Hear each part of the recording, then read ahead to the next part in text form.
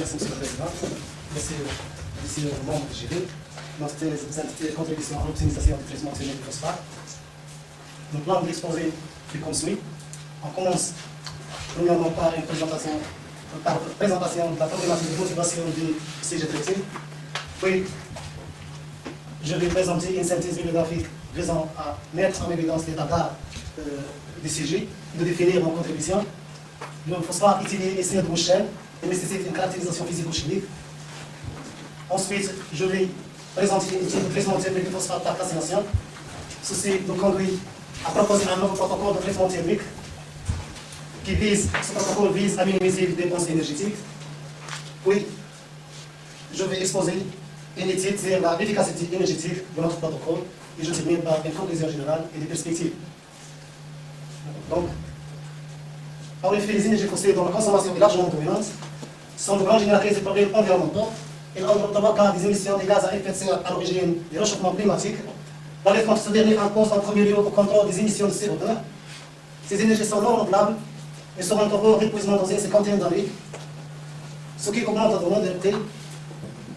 Et dans une situation énergétique mondiale inconfortable quant aux objectifs de développement durable. En contre, la calcination des phosphates utilise des carburants, surtout les gasoil pour les fuels, ce qui engendre une émission, donc il émettrice des gaz à effet de serre, ce qui affecte l'environnement. J'étais technicien au sein de l'OCP depuis 2 ans. J'ai eu l'occasion de voir de très près le déroulement de la calcination, qui engendre une consommation excessive d'énergie à cause de la mauvaise récupération, surtout au niveau de la section de refroidissement. La problématique des calcinations représente notre objectif, c'est l'objectif de cette thèse, qui est mise en évidence la possibilité d'équipation de l'énergie, proposition d'un protocole efficace énergétiquement dont l'impact environnemental est moindre, amélioration de la qualité par augmentation de la réactivité, en proposant un nouveau protocole de traitement thermique que nous avons appelé mélange à chaud. En général, les phosphates sédimentaires sont des minerais granulaires complexes et sont les plus commercialisés. Ils se comportent par des apatites qui se trouvent sous forme de fluorapatite tétroxylée et aux francolites. Les francolites ayant une substitution de carbonates, elles sont les plus réactives. Elles se diffèrent de fluorapatite avec leurs compositions chimiques comme le représente la table suivante, en droite, la teneur des CO2 est mise dans le fluorapatite.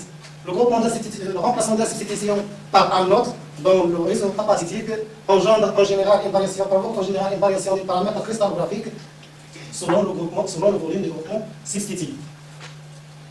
La table suivante représente les paramètres cristallographiques des phosphates de Rouchel comparés avec ceux des apatites matériels et synthétiques. Donc, les phosphates matériels vont caractérisés par les paramètres cristallographiques et leur teneur en CO2 et en H2O. Le paramètre cristallographique est de substitution PO4- diminue avec la croissance des substitutions du carbonate. Donc, A diminue avec la croissance des ratios carbonate PO4- et la chaux séropétoxyde de phosphore dans la formule des apatites ou des phosphates matériels. Par contre, la solubilité et la réactivité chimique croît avec ces ratios. D'ailleurs, les apatites, les francolites se trouvent en combinaison avec les impurités et l'humidité. L'humidité se trouve sous forme endogongue ou exogongue, où leur teneur change dans une même source, dans les sources des phosphates ou dans les mêmes sources selon les conditions de sédimentation. Il implique donc diverses combinaisons et concentrations de la matière organique, carbonate, boise, mélange argileux, éléments radioactifs, oxyde de métallure et oxyde sulfureux. Par conséquent, les phosphates matériels présentent une gamme très large de propriétés physiques et de caractéristiques chimiques et cristallographiques. Les impuretés, l'ensemble des impuretés sont des parasites aussi majeurs qu'Arithatras qui manifestent des effets néfastes dans les différentes étapes de transformation des phosphates en C-dérivés. Elles affectent la qualité de phosphate et de C-dérivés, les processus de valorisation et l'écosystème. La matière organique et les carbonates se trouvent en combinaison avec les autres impuretés. Leur élimination apparaît comme une étape importante. Et c'est bien entre 600 et 800. En général, l'élimination de ces impuretés nécessite une calcination qui se fait à base de fluidisés et des fours tournants qui se composent sous forme des échangeurs de chaleur. La calcination se compose par 3 sections, séchage et préchauffage, la section de calcination et la section de refroidissement. La section de refroidissement est constituée par 3 fluidisés actuellement dans le procédé le plus utilisé dans le phosphate, ce qui augmente le coût d'installation, y compris la commande et la conduite de l'installation avec une perte intéressante des calories. Parmi les résultats bibliographiques qui nous intéressent, ensuite, la calcination flash améliore la qualité. La décarbonatation des thermiques soulignée en carbonatation à par cette occasion améliore la réactivité chimique. Alors, la valeur des paramètres A et la taille des cristaux des francolytes augmente dans l'intervalle de température comprise entre 500 et 950. La CFA spécifique, la porosité et la réactivité chimique augmentent pour des températures inférieures à 800 degrés C, par contre la densité diminue. M. Arafat a étudié la calcination des phosphates noirs de Youssoufia et la faisabilité du mélange par un autre phosphate riche en silice réactif. Il a conclu que la réactivité augmente avec ce mélange. El-Holoui a étudié la caractérisation physico-chimique du phosphate clair de Youssoufia et des coques de pétrole, dans l'objectif de contribuer et de développer les problématiques d'optimisation énergétique du processus de calcination.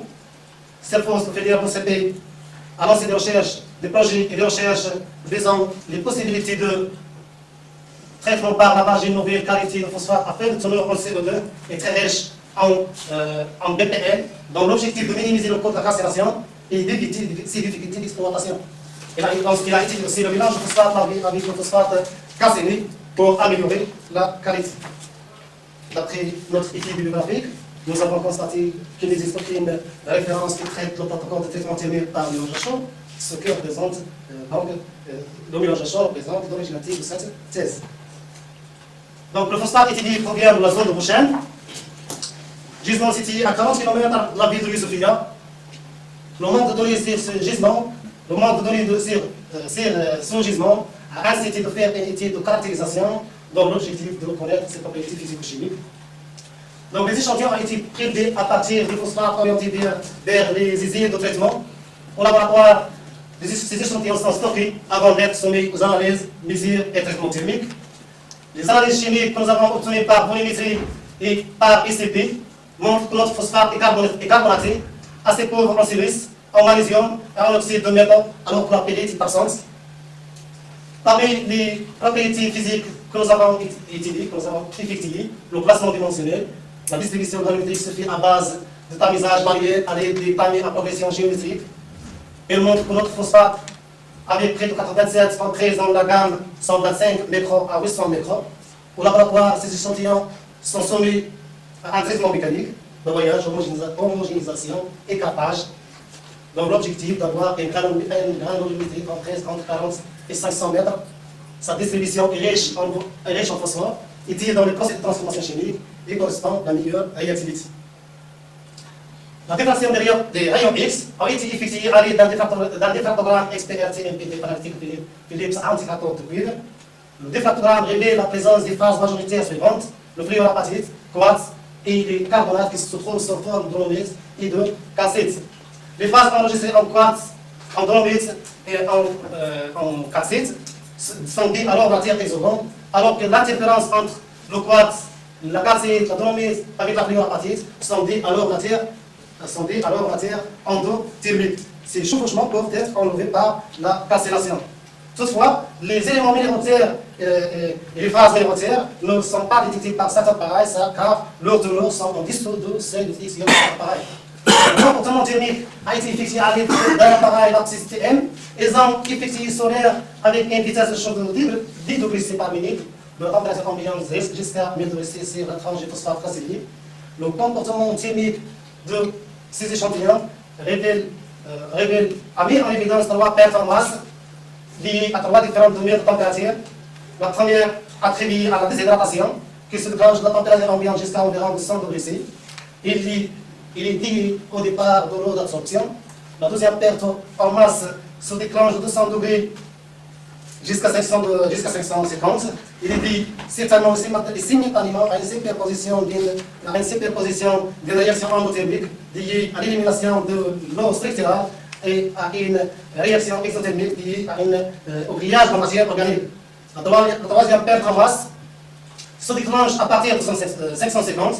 Il est dit à une continuité de l'exothermicité liée au départ de matière organique résiduelle et une endothermicité entre 700 et 900 liée à la décomposition thermique du carbonate Au-delà, on note une exothermicité uniforme due au phénomène de recristallisation et de frétage. On note qu'à 1000 degrés C, la perte en masse globale est de l'ordre de 9,2. Donc, ces caractéristiques nous permettent de comprendre les processus de transformation des phosphates lors du traitement thermique. Pour conduire notre recherche, nous avons utilisé un outil de traitement thermique par calcination. Les échantillons sont placés dans un four réglable, dans un lit fixe, construit dans un atelier mécanique, puis sont placés dans un four électrique réglable en température. Les procédés expérimentaux de comportement thermique de ces échantillons ont été utilisés dans l'intervalle de température comprise entre 700 et 900 degrés C pendant 40 minutes. Le déroulement de ces procédures, les procédures expérimentales se déroulent selon deux protocoles. Dans le protocole A, étude de température, en introduisant les échantillons à 600 degrés C, puis prélèvement à chaque augmentation de 50 degrés C dans l'échantillon. Au protocole 2, il concerne l'étude de traitement l'étude de temps de séjour par introduction des échantillons à une température fixe, puis prélèvement tous les 5 minutes d'un échantillon. Avant de faire toutes les analyses chimiques et les mesures de propriétés physiques, les échantillons prélevés sont refroidis solaire atmosphérique, puis soumis à l'extinction solaire par injection de l'air et au tamisage afin d'éliminer la matière organique, volatile absorbée et la granulométrie comprise inférieure à 40 qui est pauvre en phosphore. Les résultats sont représentés dans les figures suivantes qui représentent la variation des carbones organiques, CO2, PO5 et la chaux en fonction de la température. Et nous permet de montrer qu'à partir de 800 degrés, les pourcentages massifs de ces constituants deviennent presque invariables, alors que les résultats des analyses des protocoles de cancer l'étude de temps de séjour sont représentés dans les figures suivantes, qui représentent la variation des constituants principaux de contrôle pour carbone, CO2, PO5 et la chaux en fonction des temps à différentes températures. Et nous permet de montrer que le teneur des constituants principaux de contrôle devient quasi constante pour une température de 800 degrés C et un temps de séjour de 30 minutes. Donc, sa dégradation affecte le comportement thermique de la matrice minérale qui sont représentées par la variation de la surface spécifique et la masse volumique en fonction du temps de séjour à différentes températures. Qui indique que ces deux grandeurs subissent par deux comportements distincts. Pendant les 2 premiers minutes, on constate une augmentation de la surface spécifique et diminution de la masse volumique. Au-delà de 10 minutes et 700 degrés C, ces propriétés physiques sont variées dans le sens opposé. Alors pour la granulométrie, on note une diminution des granulométries pour des températures comprises entre 600 et 700, surtout pour les reflets supérieurs à 160, avec diminution du diamètre moyen du grain, avec la diminution du diamètre moyen du grain. Au-delà de 700, la distribution granulométrique, la distribution granulométrique augmente.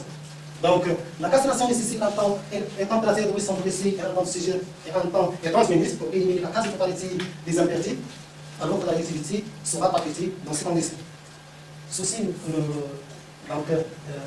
nous conduit de proposer un autre protocole de traitement thermique par mélange à chaud. Donc, les procédés expérimentaux étaient construits. Nous avons utilisé les mélanges à chaud en calcinant un échantillon de phosphate à 800 degrés C pendant 30 minutes, puis on refroidit solaire atmosphérique. Ensuite, avant de le mélanger avec une quantité de phosphate brut de masse MA. Le principe de ce mélange, dans la sollicitation thermomécanique, consiste à mélanger ces deux phosphates à température ambiante. Alors que dans notre cas, le protocole de traitement thermique par mélange à chaud, on calcine un échantillon à 800 degrés C pendant 30 minutes, puis on refroidit, on le mélange par une quantité de phosphate brut de masse MA. Le principe de ce protocole dans la sollicitation mécanique et thermique consiste à mélanger ces deux phosphates, les phosphates calcinés et les phosphates ajoutés brut, à température de calcination jusqu'à une température inférieure à 200 degrés. Ces essais sont répétés dans le camp, ces traitements sont répétés pour différentes masses ajoutées. Les essais ont été malaxés de la même manière afin de pouvoir comparer les résultats des analyses physico-chimiques. Les résultats des analyses physico-chimiques représentés dans les figures suivantes, qui représentent la variation des constituants carbone, CO2, PO5 et la chaux en fonction de la masse des phosphates ajoutés. Donc, elle nous permet de montrer tous les pourcentages massiques de carbone organique et ensuite de diminuer dans le mélange H suite aux réactions de décomposition des carbonates et au grillage de la matière organique pendant le cycle de refroidissement. C'est un risque admissible jusqu'à l'ajout d'environ 33% et proche de celle de la calcination. Donc, pour la variation des quarts des tonneaux entre le mélange à chaud et le mélange à froid, il me permet de constater que cet écart reste admissible jusqu'à l'ajout d'une quantité de 33%. En ce qui concerne le comportement thermique et le comportement de la matrice minérale, on constate d'après les figures suivantes qui représentent la variation de la surface spécifique et la masse volumique en fonction des phosphates ajoutés. On constate qu'ils subissent deux comportements distincts. Pour un ajout inférieur à 33%, on observe une augmentation de la surface spécifique et diminution de la masse volumique au-delà de 33%. Ces propriétés physiques varient dans le sens opposé, surtout le cas de notre cas de mélange à chaud. Donc, on conclut que pour un ajout de 33%, les propriétés physiques augmentent dans le sens d'augmentation de la réactivité chimique des phosphates. Donc, pour continuer à juger l'efficacité de notre protocole, nous avons regroupé les différentes analyses effectuées des différents phosphates, brut, calciné, mélange H et mélange A3. Les résultats des analyses obtenues par volumétrie et ECP montrent que la composition chimique des phosphates calcinés et de celle de mélange H sont relativement similaires. Alors, au niveau de la granulométrie, on note une similitude entre la calcination et le mélange H avec diminution de diamètre moyen du grain dans le cas de mélange à chaud, ce qui prouve une diminution une augmentation de la surface spécifique, une diminution de la masse volumique. En ce qui concerne les films qui provoquent une augmentation de la température de la bouillie lourde sans attaque, sont en une quantité moindre dans le cas du mélange à chaud. Donc, une étude a été effectuée par des analyses minéralogiques qui prouvent une grande similitude entre le mélange à chaud et le calciné. Les courbes d'ATG, des phosphates bêta-calciné et mélange à chaud, indiquent que la différence de perte en masse entre le phosphate mélangé à chaud et le calciné est de l'ordre de 1%. Cette pourcentage n'affecte pas sérieusement le phosphate traité, alors que les courbes d'ATD, on constate une grande similitude entre le phosphate mélangé à chaud et le calciné, avec apparition d'un pic endothermique dans le cas du calciné dû à l'élimination de l'eau structurale. Par contre, il est absent dans le cas de mélange à chaud, car il est à cause d'une superposition entre une réaction endothermique liée à une élimination de la matière structurelle, réaction endothermique liée à l'élimination de l'eau structurale. Alors, une réaction exothermique liée au dégage de la matière organique, d'où l'absence de cette pique dans le cas de notre mélange. Donc, la matière organique est restante dans notre cas de mélange à chaud. Alors que l'étude photographie derrière X montre que les phases existant dans le cas du phosphate mélangé à chaud et le phosphate calciné sont relativement similaires, avec présence de quelques phases présentées dans le cas du mélange à chaud, l'incorporation des quartz et des calcites dans le réseau apathique. Ceci peut être augmenté la réactivité. Provoque une augmentation de la réactivité chimique. Donc, pour quantifier l'efficacité énergétique, nous avons effectué une étude comparative relative à l'efficacité énergétique de la calcination et du mélange à chaud, en examinant et quantifiant les gains énergétiques des différentes sections constituant le procédé. Donc, on note que la calcination peut schématiser par le schéma suivant, alors que notre ajout de phosphate se fait entre la calcination et la section de calcination et la section de refroidissement, que représente le schéma de traitement par mélange à chaud. Donc, le calcul, l'établissement de bilan énergétique nécessite des connaissances des pourcentages massifs des éléments minéralogiques de ces phosphates qui sont regroupés dans ce tableau, qui représente la caractérisation minéralogique de phosphate de Beauchamp et les masses molaires de ces phases. Donc, l'établissement du gain, l'établissement de bilan énergétique nécessite une connaissance du pourcentage massif et de la chaleur spécifique. Donc, à notre connaissance, la chaleur spécifique des phosphates n'est pas disponible dans la littérature. Pour combler ces lacunes, nous avons effectué une estimation par l'outil informatique, par le logiciel Gaussien, qui nous permet d'estimer les différentes phases constituant le phosphate de Beauchamp.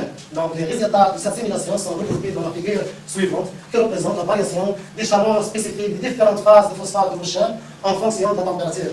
Donc, à partir de ces phases, on peut tirer la chaleur spécifique du phosphate de ce gisement en fonction de la température par la formule suivante. OCP, la chaleur spécifique, OCP, la chaleur spécifique du phosphate, CPI, la chaleur spécifique de la phase I, alors que PI est le pourcentage massif de la phase I. Donc, l'analyse énergétique nous aboutit à calculer l'efficacité énergétique de la calcination et de mélange à chaud, qui sont représentés par les formules suivantes. Donc, pour un phosphate donné, sous le taux d'humidité qui peut varier. Donc, pour comprendre l'effet de ce paramètre sur les efficacités, nous allons prendre l'exemple d'un tonne de phosphate.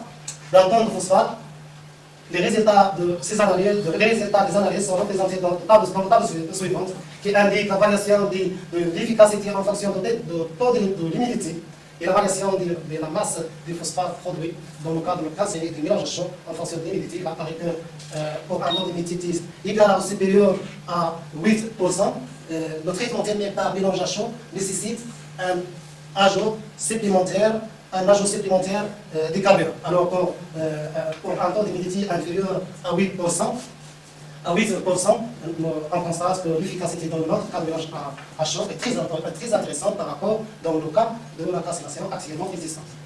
Et ainsi que la productivité augmente par ce traitement de mélange à chaud.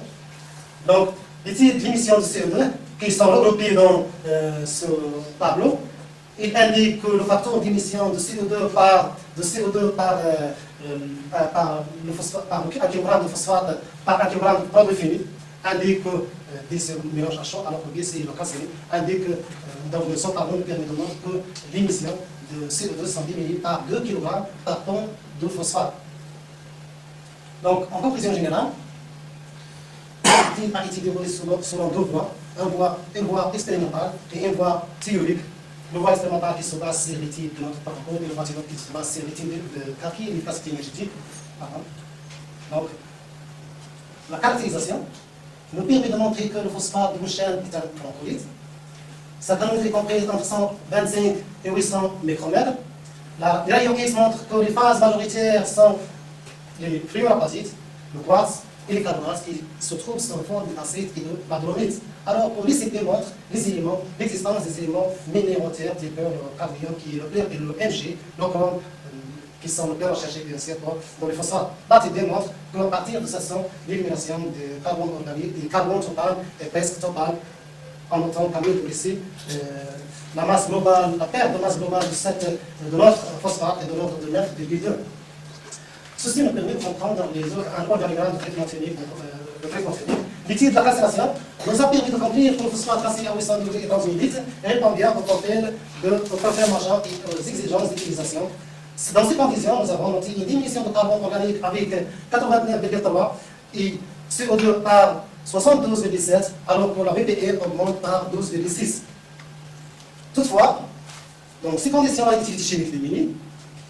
La consommation d'énergie est toujours élevée dans la calcination, avec une perte calorifique dans la phase de refroidissement. Ceci, bien sûr, engendre une émission de CO2, ce qui nous conduit à étudier notre protocole de mélange à chaud, qui nous permet de confirmer pour l'ajout des quantités de 33% des litres, fournir un phosphate de meilleure qualité, avec croissance de la réactivité chimique et de la solubilité. Ceci nous permet de limiter le taux de sédimentation lors de la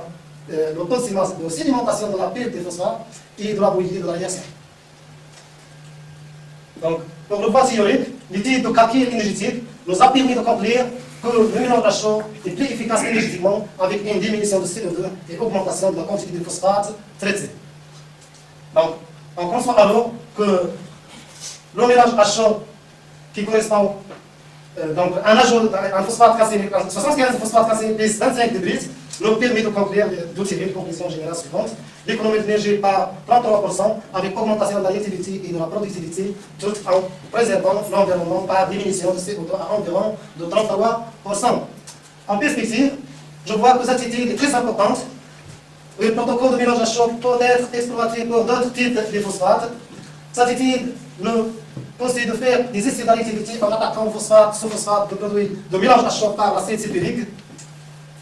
Puis, par les perspectives, des essais préliminaires nécessaires à l'échelle de période. Ceci nécessite la conception d'un féroce à base d'un liquidité et d'un mélangeur tournant.